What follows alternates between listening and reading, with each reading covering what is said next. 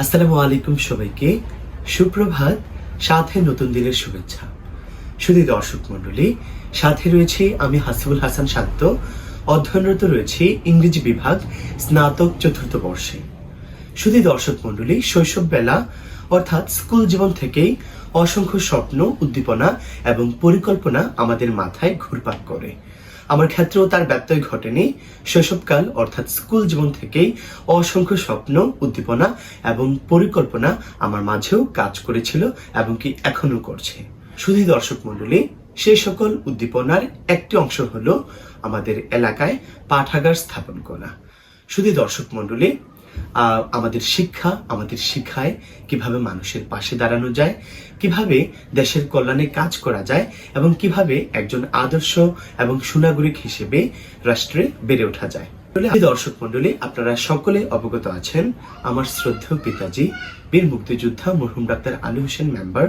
তিনি 1971 সালের মহান মুক্তিযুদ্ধে সশস্ত্র অংশগ্রহণের মাধ্যমে তিনি তার দেশপ্রেম এবং দেশের কল্যাণে যে কাজ করেছিলেন সেটার ইঙ্গিত তিনি শুরু করেছিলেন।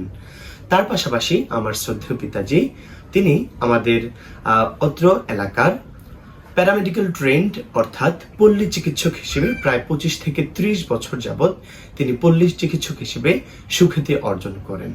আমার বাবা আমাদের অত্র ইউনিয়নের সেপারা গ্রাম থেকে প্রায় আমার জন্মের সময় থেকে শুরু করে প্রায় 1 যুগেরও বেশি সময় ধরে তিনি ইউপি মেম্বার হিসেবে সততা ও নিষ্ঠার সাথে দায়িত্ব পালন করে গিয়েছিলেন। আমার বাবা আমাদের ঐতিহ্যবাহী স্বনামধন্য প্রতিষ্ঠান সেপারা সরকারি প্রাথমিক বিদ্যালয়ের প্রতিষ্ঠাকালীন শিক্ষক হিসেবেও কাজ করেছিলেন।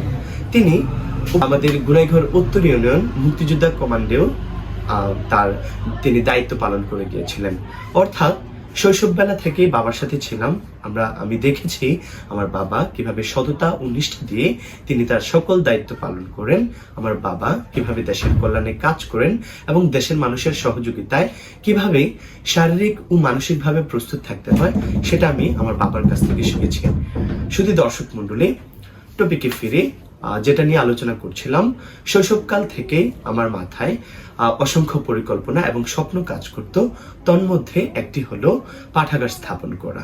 শুধু দর্শক মণ্ডলী, দেশের কল্যাণে বাবা যে নিবেদিত প্রাণ ছিলেন, মানুষের কল্যাণে যিনি সবসময় পাশে দাঁড়ানোর চেষ্টা করতেন, আমার বাবার সকল স্মৃতিকে স্মরণ করে বীর মুক্তিযোদ্ধা মরহুম ডাক্তার আলী হোসেন স্মৃতি পাঠাগার নামে আজকে থেকে অর্থাৎ 23শে আগস্ট 2025 রোজ শনিবার থেকে আমরা বীর মুক্তিযোদ্ধা মরহুম ডাক্তার আলী হোসেন স্মৃতি পাঠাগারের শুভ উদ্বোধন ঘোষণা করছি। শুধু দর্শক মণ্ডলী এবং পাঠক সমাজ, আপনাদের সবাইকে বিনীতভাবে অনুরোধ করে বলছি এবং আহ্বান করছি যে আপনারা আসুন, আমাদের লাইব্রেরিতে আসুন, এখানে এসে বই পড়তে পারেন, অথবা আপনাদের যদি সময় স্বল্পতার কারণ থাকে সেক্ষেত্রে এখান থেকে বই নিয়ে বাসায় নিয়ে পড়তে পারেন। ইতিমধ্যে আমাদের মাঝে প্রায় 300 থেকে 350টির বেশি বই আমাদের মাঝে রয়েছে। আরো 100টির মতো বই আমাদের অনলাইনে অর্ডার দেওয়া রয়েছে। সে সকল বই অল্প কিছুদিন অর্থাৎ 2 থেকে 1 দিনের মধ্যে আমাদের হাতে চলে আসবে। আপনারা সকলে আসুন এবং বই পড়ুন। আমাদের প্রতিপাদ্য বিষয় হলো জ্ঞানের আলোয় ভরে উঠুক আমাদের এই বসুন্ধরা। শুধু দর্শক মণ্ডলী, কবিতা, উপন্যাস, নাটক, ছোট গল্প, ইংরেজি সাহিত্য, নাটিকা, ছোট গল্প, ইংলিশ জার্নালস, সংবাদপত্র এবং আর্টিকেল, নানা ধরনের বই আপনারা পেয়ে যাবেন আমাদের এই লাইব্রেরি থেকে। অর্থাৎ জ্ঞানের আলোয় ভরে উঠুক আমাদের এই বসুন্ধরা, এই প্রতিপাদ্য বিষয়কে সামনে রেখে আমাদের বীর মুক্তিযোদ্ধা মরহুম ডাক্তার আলী হোসেন স্মৃতি পাঠাগারের কার্যক্রম আজ থেকে চালু হয়েছে।